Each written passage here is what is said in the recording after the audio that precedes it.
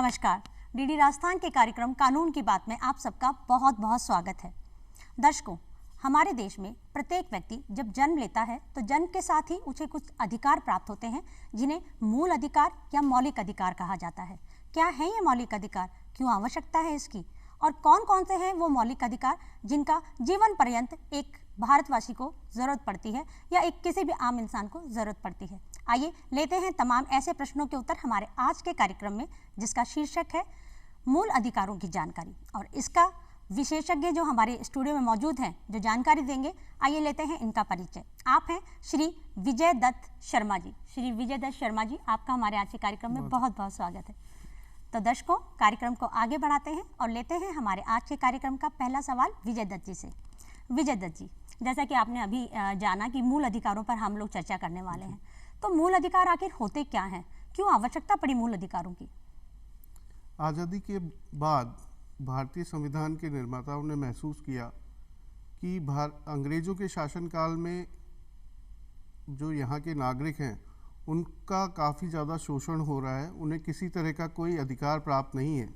इसी बात को मद्देनज़र रखते हुए संविधान सभा में इस पर विशेष रूप से चर्चा हुई और सभी देशों के, जिसमें खासकर अमेरिका और ब्रिटेन के नागरिकों के अधिकारों को सम्मिलित करते हुए, जो कि समान रूप से सभी को अधिकार मिले, वो सभी अनुच्छेदों का हमारे भारतीय संविधान में समावेश किया गया है और वो सभी रूप से सभी लोगों के लिए समान रूप से एक साथ एप्लीकेबल है। जी, आपने अभी कुछ देशों के नाम लिए, तो मैं विजय जी आपसे जानना चाहती हूँ कि अलग अलग देशों का संविधान बनाते समय समावेश करने की क्या जरूरत पड़ी?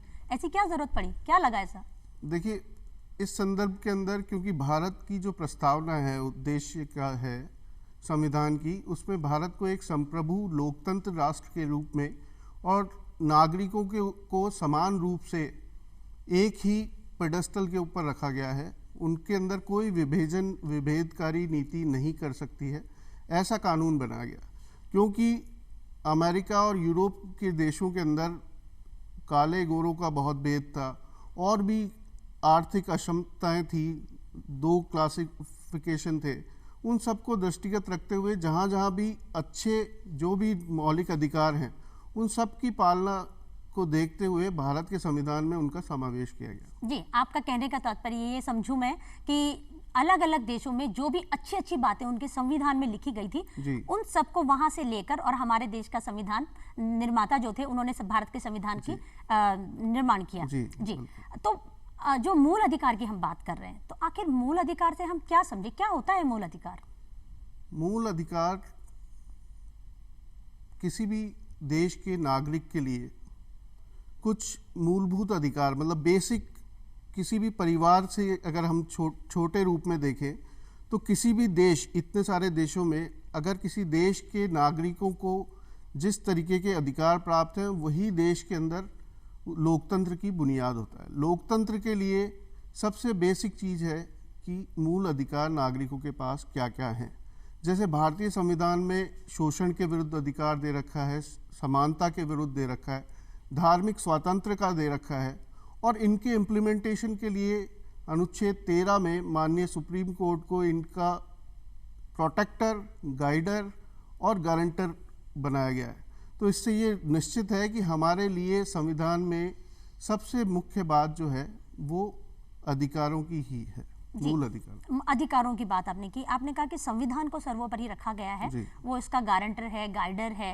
ये क्या चीज है, ये थोड़ा सा हमारे दर्शकों को खुल के बताइए आप। आर्टिकल 13(1) सुप्रीम कोर्ट को किसी भी मूल अधिकार के अगर उल्लंघन होता है नागरिक के, तो वो आर्टिकल 32 के अंदर उनके पास पावर है 5 तरह के रिट के माध्यम से वो माननीय सुप्रीम कोर्ट में ये अप्रोच कर सकता है कि मेरे इन मूल अधिकारों का हनन हुआ है, और सुप्रीम कोर्ट उसके अंदर गारंटर, प्रोटेक्टर और इंटरप्रेटर, ये तीनों रोल अदा करता है। जी, तो मतलब सुप्रीम कोर्ट के ही निर्णय जो है वो सबसे अंतिम और सर्वमान्य होंगे। जी, तो हमने मूल अधिकारों के विषय में जाना और ये कहाँ से आया, ये भी हमने इसकी पृष्ठभूमि जान ली। तो मैं ये जानना चाहती हूँ कि हमारे देश में मूल अधिकार कितने हैं? क्या आज के समय में जो उनकी संख्या है, क्या शुरू से वो उतनी ही थी या कुछ घटाए गए हैं या कुछ बढ़ाए गए हैं? इसके विषय में सिर्फ पृष्ठभूमि हमारे दर्शकों को आप बताएं। देखिए, संविधान निर्माण के समय इसमें 7 अधिकार दिए गए थे। अब 1982 में, हम सॉरी 79 में 44वें संविधान संशोधन में संपत्ति के अधिकार को मौलिक अधिकार नहीं रखते हुए कानूनी अधिकार बनाया गया है। इसके अलावा आर्टिकल 14 से लेकर आर्टिकल 32 तक मौलिक अधिकार की श्रेणी के अंदर है। इनमें 6 अधिकार हैं, जिसमें सबसे पहले समानता का अधिकार या समता का अधिकार, दूसरा स्वतंत्रता का अधिकार, तीसरा शोषण के विरुद्ध अधिकार, चौथा धार्मिक स्वतंत्रता का, पांचवा अल्पसंख्यक वर्ग के संस्कृति से संबंधित जो हम सुनते हैं जी, और छठा जो है वो संवैधानिक उपचार है, जिसमें आर्टिकल 32 है जी, और जिसमें आप काफी अच्छा काम भी कर रहे हैं, मैंने सुना है ऐसा, शायद संवैधानिक उपचारों में ही आप। तो मैं सबसे पहले आपसे संवैधानिक उपचारों के बारे में जानना चाहूंगी, क्योंकि मैंने कहीं पढ़ा है कि संवैधानिक उपचार जो हमारे मूल अधिकारों में शामिल है, इन्हें संविधान की हृदय और आत्मा भी कहा गया है। तो हृदय और आत्मा से ही शुरू करते हैं। देखिए, किसी भी अधिकार का अगर इम्प्लीमेंटेशन का कोई प्रोसेस नहीं है तो वो अधिकार वास्तव में अधिकार नहीं माने जाते, और सुप्रीम कोर्ट और हाई कोर्ट इन्हीं अधिकारों के इम्प्लीमेंटेशन के लिए ये काम करता है। इसीलिए इन्हें संविधान की आत्मा और हृदय भी माना गया है, क्योंकि सुप्रीम कोर्ट के अंदर अगर किसी भी तरीके का इन्फ्रिंजमेंट का मैटर आता है, किसी भी मौलिक अधिकार के कोई वॉयलेशन का मामला आता है, तो वो उसके पास ये पावर है कि वो किसी भी स्टेट एक्शन को या सेंट्रल एक्ट को वो नलीफाई कर सके, ये मानते हुए कि अगर उसमें ये पाया जाता है कि किसी भी व्यक्ति के या ग्रुप के फंडामेंटल राइट्स का वॉयलेशन हुआ है। तो इस कारण से ये आर्टिकल 32 सबसे महत्वपूर्ण संविधान का मुख्य बिंदु है जी। तो इसके विषय में इसमें कुछ बिंदु भी रखे गए होंगे, क्योंकि एक आर्टिकल बनता है तो उसके कुछ सब पार्ट्स भी होते हैं। तो इसके जो भाग हैं उनके विषय में एक एक करके आप हमारे दर्शकों को बताएं। इसमें मुख्य रूप से आर्टिकल 32 और 226 में माननीय उच्चतम न्यायालय और माननीय उच्च न्यायालय 5 तरह की रिट याचिकाएं स्वीकार करता है, जो कि मूलभूत अधिकारों से ही जुड़ी हुई है, जिनमें सबसे पहली है बंदी प्रत्यक्षकरण याचिका, हैबियस कॉर्पस पिटीशन। इसमें अगर किसी भी व्यक्ति को ये पता होता है कि किसी ने इलीगल डिटेंशन किया हुआ है, गलत तरीके से बलात् रूप से किसी आदमी को अपनी कस्टडी में लिया हुआ है, तो कोई भी आदमी, उसका रिलेटिव, फ्रेंड, पेरेंट्स या कोई थर्ड पर्सन भी जाकर के कोर्ट के सामने ये बात रख सकता है कि इस अथॉरिटी ने हमारे इसको पर्सन को गलत तरीके से कन्फाइन कर रखा है कस्टडी में, और कोर्ट उसको डायरेक्शन दे सकता है कि वो नेक्स्ट जब भी कोर्ट की डेट उचित लगे उस समय वो कोर्ट के सामने उस बंदी को यहाँ पर प्रस्तुत करें। जी, आपने बताया, तो जैसे हम लोग देखते हैं कि अगर शुक्रवार को किसी को बंदी बना लिया तो शनिवार और रविवार को सुनवाई नहीं होती। ऐसी स्थिति में बंदी प्रत्यक्षीकरण जिसकी आप बात कर रहे हैं, क्या इस बिंदु पर अगर हम किसी को अगर बलात्पूर्वक रखा जाता है तो क्या ये शनिवार और रविवार वाली यहाँ भी लागू होती है, या इस केस में हम जाके कोर्ट के सामने बता सकते हैं कि इसको बलात्पूर्वक रखा गया है, इनको आप नहीं, उसमें कोर्ट के डिस्क्रेशन के ऊपर है। वो चाहे तो नेक्स्ट डे भी कर सकते हैं, उसके अंदर कोई सैटरडे संडे की कोई वो नहीं है बाध्यता। कोर्ट अगर चाहे तो सेम डे भी कह सकता है कि आज ही आपके नोटिस में आया और आप कंसर्न्ड एसएचओ या एसपी को कोर्ट डायरेक्शन दे सकता है कि आप उनके इलीगल कन्फाइनमेंट से आज ही पेश करें कोर्ट के सामने। जी, बंदी प्रत्यक्षीकरण के बाद में एक दूसरा भाग इसका जो आता है परमादेश, उसके विषय में जानकारी दीजिए। परमादेश किसी भी गवर्नमेंट इंस्टीट्यूशन या क्वासी जुडिशियल अथॉरिटी या एडमिनिस्ट्रेटिव एक्शन जिससे किसी भी व्यक्ति के मूल अधिकारों के ऊपर का हनन हो रहा है या उसका वायलेशन हो रहा है, तो कोर्ट के समक्ष ये याचिका प्रस्तुत की जा सकती है कि इस तरीके के एडमिनिस्ट्रेटिव ऑर्डर्स या कोई कानून ये हमारे राइट्स को अफेक्ट कर रहे हैं और हमें इनका इम्प्लीमेंटेशन रोका जाए या इनको इलीगल डिक्लेयर किया जाए। तो कोर्ट उसको जुडिशियल डिस्क्रिशन के अंदर 32 और 226 में इसको एग्जामिन करती है, और अगर ऐसा पाया जाता है आफ्टर एग्जामिनेशन कि किसी तरीके से ये डायरेक्टली अफेक्ट कर रहे हैं हमारे फंडामेंटल राइट्स को कॉन्स्टिट्यूशन के, तो उनको वो स्ट्रक डाउन कर सकती है, सेट असाइड कर सकती है। जी इन दो बिंदुओं को सुनने के बाद ही लग रहा है कि हाँ ये सच में हृदय और आत्मा ही है। अभी तो इसमें 3 बिंदु और बाकी हैं। जी तीसरा बिंदु जो इसका है निषेधाज्ञा के विषय में क्या जानकारी हमारे दर्शकों को आप देना चाहेंगे? 2 और है, निषेधाज्ञा और उत्प्रेषण। उन दोनों के अंदर अगर किसी अथॉरिटी, क्वासी जुडिशियल अथॉरिटी के पास कोर्ट के समक्ष अगर ये बिंदु लाया जाता है कि वो अपने जुरिसडिक्शन के बियॉन्ड अपने पावर को एक्सीड कर रहे हैं और उसको वो पावर की अथॉरिटी नहीं है कानूनन, तो ऐसी पिटीशन के अंदर ऑनरेबल हाई कोर्ट और सुप्रीम कोर्ट उस पिटीशन को अपने यहाँ मंगा सकता है, देख सकता है, और अगर ऐसा पाया जाता है कि वो एक्सीडिंग है पावर की, तो उसको भी वो नलिफाई कर सकता है जी, उसको रेस्ट्रेन भी कर सकता है। जी तो इसमें हमारा मतलब निषेधाज्ञा और आपने जो बताया अधिकार उपेक्षा, ये दोनों चीजें इसमें सेम चीजें इसमें बताई गई हैं। जी तो एक जो हमारा 5वां जो इसका जो भाग है और इसका जो अंतिम भाग है उत्प्रेक्षा रिट, उसके विषय में क्या जानकारी हमारे दर्शकों को होनी ही चाहिए? को वारंटो रिट जिसे बोलते हैं, इस रिट की याचिका के अंदर अगर किसी को भी ऐसा लगता है और इंफॉर्मेशन आती है कि पब्लिक डोमेन में कोई आदमी या तो पब्लिक एम्प्लॉयमेंट में या किसी लाभ के पद पर जो कि सरकारी पद से है और उसकी क्वालिफिकेशन वो फुलफिल नहीं करता है, उसकी रिक्वायरमेंट जो है, एलिजिबिलिटी जो है उसकी नहीं है, जो कि कानून द्वारा आर्टिकल 309 में या फिर अन्य जो उनकी शर्तें हैं उनको वो फुलफिल नहीं करता है, तो कोई भी व्यक्ति आकर के और कोर्ट के समक्ष ये बिंदु को वारंटों की रिट के माध्यम से प्रस्तुत कर सकता है। और अगर कोर्ट को ऐसा लगता है कि वो व्यक्ति एलिजिबल नहीं है नियमों के अनुसार, तो उसके अपॉइंटमेंट को, उसके सिलेक्शन को कोर्ट उसको क्वैश कर सकता है। जी तो ये तो हुई हमारे संविधान के हृदय और आत्मा की बातें। अब हम वापस से उसके पूरे शरीर पे आते हैं। जी तो सबसे पहले हम बात करते हैं समानता और समता की। तो समता और समानता का जो अधिकार मौलिक अधिकारों में जो सबसे पहला अधिकार है, इसके बारे में विस्तृत जानकारी हमारे दर्शकों को आप दीजिए।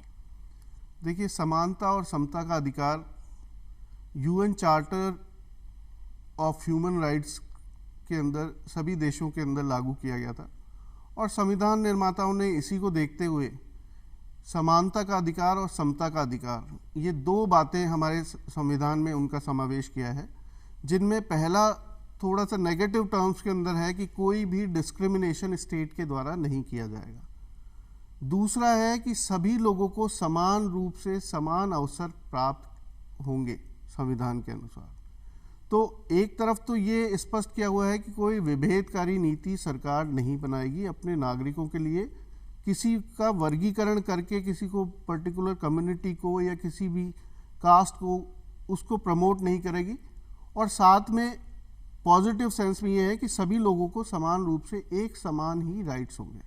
इसके कुछ एक्सेप्शंस इन्होंने संविधान निर्माताओं ने हमारे डायरेक्टिव प्रिंसिपल्स के अंदर आर्टिकल 51 से लेकर 35 से लेकर 51 के बीच में दिए हैं, जिनमें महिलाओं के और बच्चों के लिए विशेष रूप से प्रावधान किया गया है।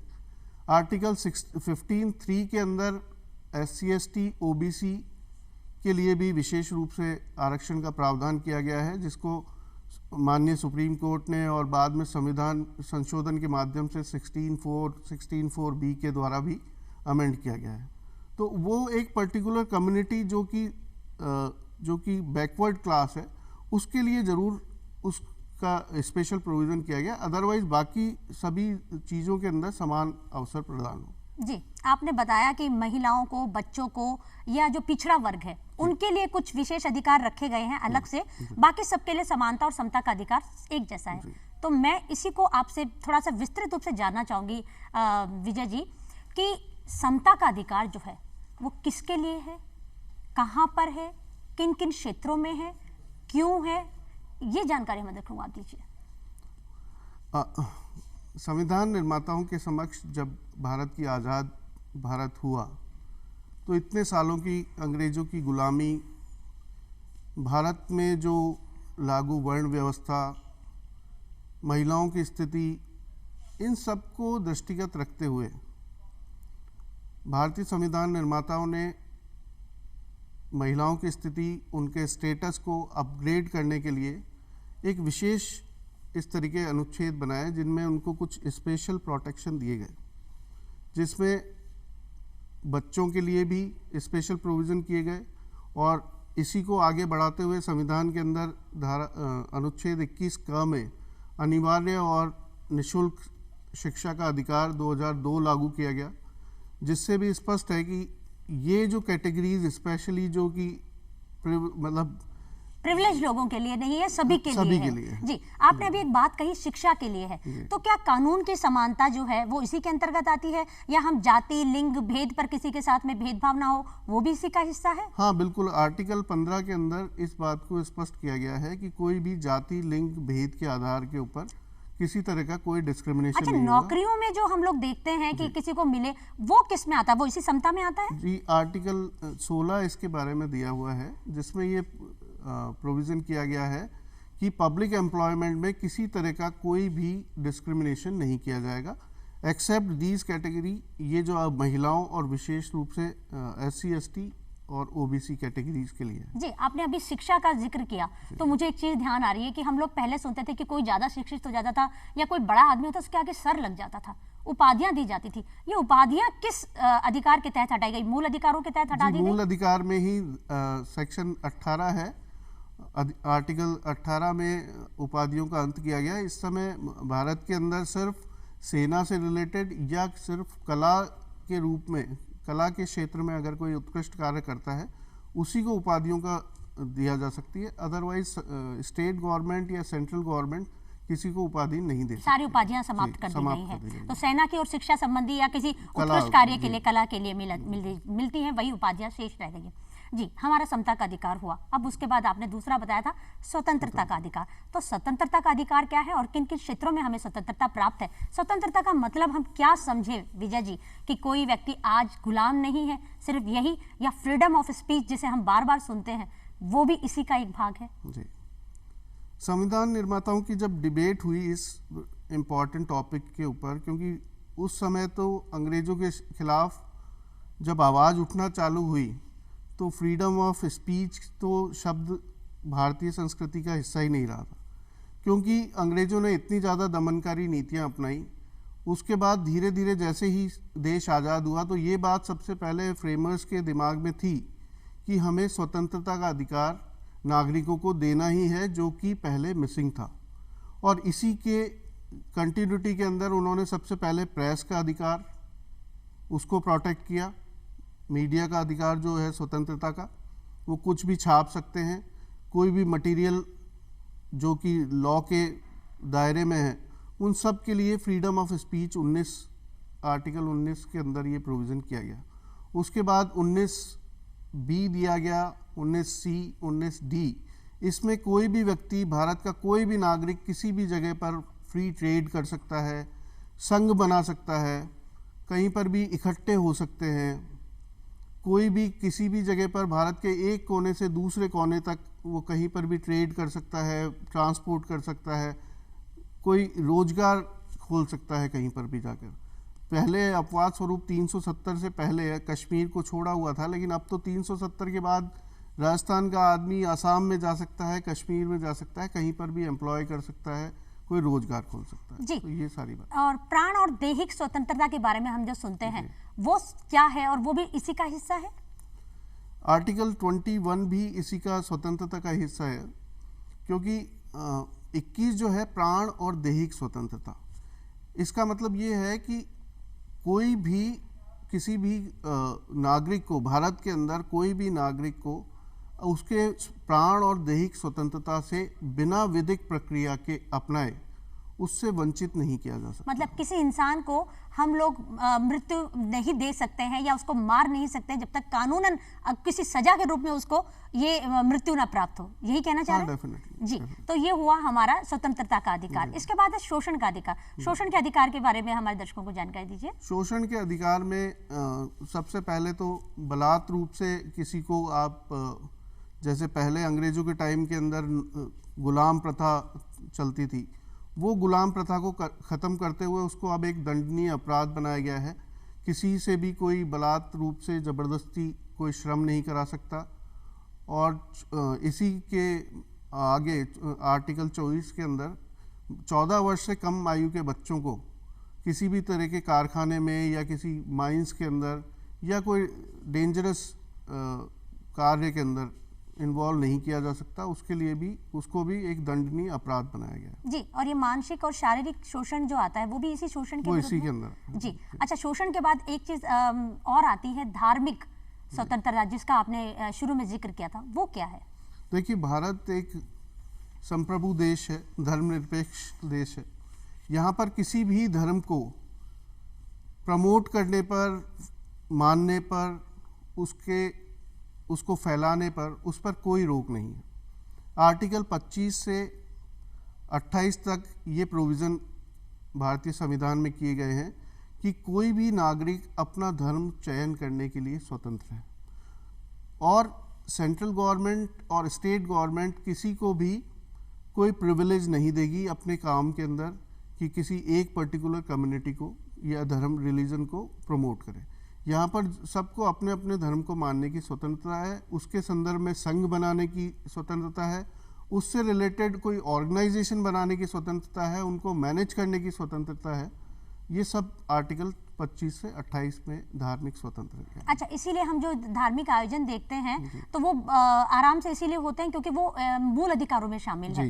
जी, तो उनके प्रचार प्रसार की भी स्वतंत्रता इसमें शामिल है? बिल्कुल, इसके अंदर प्रचार प्रसार की है, और राज्य सरकार किसी तरीके से, केंद्र सरकार इसके अंदर किसी भी धार्मिक संस्थान को इस आधार पर मना नहीं कर सकता या प्रमोट नहीं कर सकता कि मैं इस पर्टिकुलर धर्म से हूँ।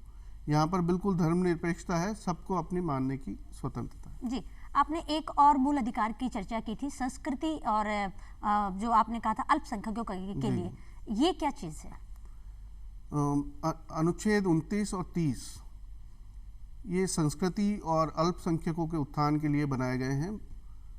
वही संविधान सभा की बैठक के दौरान ये बात आई कि हिंदुस्तान क्योंकि एक धर्मनिरपेक्ष राष्ट्र है, यहाँ किसी पर्टिकुलर कम्युनिटी के लिए या किसी पर्टिकुलर रिलीजन के लिए कोई स्पेसिफिक प्रोविज़न नहीं किए गए हैं, लेकिन क्योंकि हमारे देश में अल्पसंख्यकों की संख्या उस समय भी थी, तो उनके राइट्स को प्रोटेक्ट करने के लिए, जिससे उनको किसी तरह का डिस्क्रिमिनेशन नहीं रहे, एक संविधान में ऐसा ही प्रोविज़न किया गया है कि वो अपनी लिपि, संस्कृति और अल्पसंख्यक संस्थानों के लिए भी वो अपने इंस्टीट्यूट खोल सकते हैं। उनकी जो भी जीवन शैली है, धर्म शैली है, उसको वो प्रमोट कर सकते हैं और ऑर्गेनाइज कर सकते हैं। जी, धार्मिक हितों का संरक्षण जो हम लोग देखते हैं या मानते हैं, वो क्या चीज़ है? देखिए, धार्मिक हितों का संरक्षण जो संविधान के समय जो ये बातें थी, उस समय धर्म किसी पर्टिकुलर, क्योंकि भारत पाकिस्तान से अलग हुआ था, पाकिस्तान एक मुस्लिम राष्ट्र था, उन्होंने वो वाला, हमारे देश ने धर्मनिरपेक्ष राष्ट्र माना और उस धर्म को इस तरीके से माना कि हम सभी धर्मों को समान रूप से देखेंगे, किसी वर्ग विशेष या किसी धर्म विशेष को कोई प्रमोट नहीं करेंगे, हमारी कोई भी पॉलिसी या स्टेट गवर्नमेंट के कोई रूल या रेगुलेशन उसको आगे प्रमोट नहीं करेंगे। जी, तो मतलब किसी स्पेशल को हम लोग प्रमोट नहीं करेंगे, बाकी अगर धार्मिक संस्था से जुड़े लोग अपने धर्म के प्रचार प्रसार के लिए आगे आना चाहते हैं तो वो आ सकते हैं। हाँ, बिल्कुल, उसके लिए तो अलग से प्रोविजन बना दिया जी। अच्छा, एक चीज़ है कि हमारे देश में कभी भी कोई भी अपना धर्म बदल लेता है, वो क्या चीज़ है? वो किस में आता है? मूल अधिकारों में से किसी में शामिल है या क्या है? मतलब हम उसे किस में माने? स्वतंत्रता का अधिकार माने, समानता का अधिकार माने, या धार्मिक स्वतंत्रता का अधिकार माने? ये भी धार्मिक स्वतंत्रता के अधिकार में ही आता है कि अगर कोई चाहे अपने वॉलंटरीली, बिना किसी उसके, अगर वो धर्म को चेंज करना चाहता है तो वो कर सकता है। ये भी एक बहुत बेसिक मतलब फीचर है हमारे संविधान का कि कोई व्यक्ति आज किसी दूसरे धर्म, एक धर्म से दूसरे धर्म में कन्वर्ट होना चाह रहा है। अदरवाइज बाकी बाहर के विदेशों के अंदर बहुत कम देशों में इसका परमिशन है, बाकी जगह ऐसा नहीं होता। जी, बीच में कुछ चीज़ें छूटी है, मैं आपसे उनके बारे में भी जानना चाहती हूँ। जैसे आपने शोषण के विरुद्ध जो अधिकार बताया था, उसमें एक चीज़ थी, मुझे लगता है कि शायद दुर्व्यवहार जो होता है वो भी शोषण का हिस्सा है, शोषण का ही हिस्सा है दुर्व्यवहार। तो उसको हम किस तरह से देख सकते हैं कि कैसे रोका गया है इसको मूल अधिकारों के माध्यम से, दुर्व्यवहार को? इसमें अनुच्छेद 23 और 24 इसके अंदर ये प्रोविज़न किया है संविधान निर्माताओं ने कि किसी भी तरीके से कोई भी व्यक्ति किसी का इस तरीके से बलात् श्रम नहीं करेगा, कोई एम्प्लॉय नहीं रखेगा इस तरीके से, ना उसको बेचेगा। क्योंकि पहले अंग्रेज़ों के टाइम में ह्यूमन ट्रैफिकिंग और ट्रांसपोर्टेशन और बाहर ले जाना मज़दूरों को, उनको बंधुआ मज़दूर बनाना, उन सब को देखते हुए ये प्रोविज़न किया गया। और आर्टिकल 24 के अंदर बच्चों से 14 वर्ष से कम बच्चों का भी प्रोविज़न किया गया है कि उनको किसी हजार्डस एक्टिविटीज़ के अंदर इन्वॉल्व नहीं किया जाएगा, ना किसी कारखाना या उसके अंदर एम्प्लॉय किया जाएगा। जी, तो मतलब कुल मिला के ये हमारी सारी की सारी एक बहुत अच्छी व्यवस्था है। और जन्म के साथ ही किसी इंसान को अगर इतने सारी पावर मिल जाती है तो वो अपना उत्थान करना चाहे तो बहुत आगे बढ़ सकता है। बिल्कुल, ये हमारे राष्ट्र की सबसे बड़ी खूबी है, हमारे संविधान की। और इसके लिए हर नागरिक को जागरूक होना चाहिए और साथ में अपने फंडामेंटल ड्यूटीज़ को भी दिमाग में रखना। जी, विजय दत्त जी, आज के कार्यक्रम में पधारने के लिए आपका बहुत बहुत धन्यवाद और इतने महत्वपूर्ण विषय पर महत्वपूर्ण जानकारी देने के लिए भी बहुत बहुत शुक्रिया। तो दर्शकों, उम्मीद करती हूँ हमारे आज के कार्यक्रम में दी गई तमाम जानकारी आपके लिए लाभकारी सिद्ध हो। अगले हफ्ते फिर होगी मुलाकात। कार्यक्रम रहेगा यही, कानून की बात। और तब तक के लिए नमस्कार।